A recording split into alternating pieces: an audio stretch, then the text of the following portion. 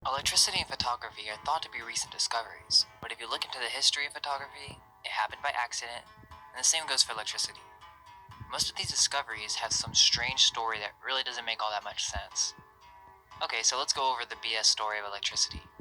In the 1700s, Hawksby is credited with discovering that he could build up a visual electric charge inside a rotating vacuum sealed glass sphere filled with mercury. He was an apprentice to Isaac Newton and wasn't even the first one to come up with this idea.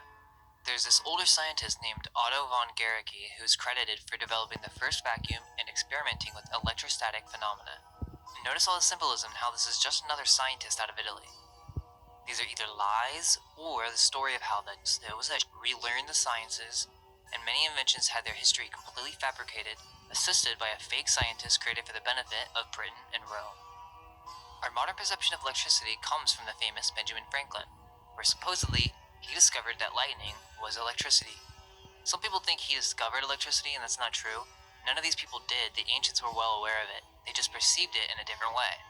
Now, Leyden jars are said to be the first basic battery, the first means of accumulating and preserving electric charge in large quantities that could be discharged at the experimenter's will.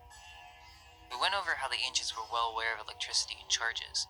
Many know about the Baghdad battery and the Egyptian light bulb, but the name electricity itself comes from the Greeks who were well aware of action at a distance, or static electricity.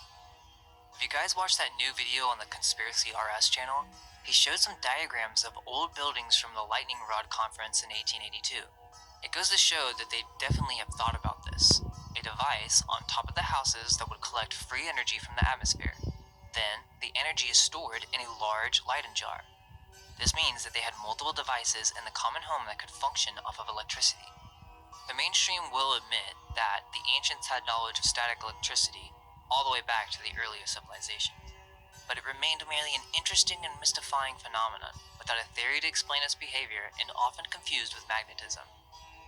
They did have a theory, it's just called aether, that just doesn't work with their model because it's a non-physical substance, and the only thing that can exist in this universe is observable, established data.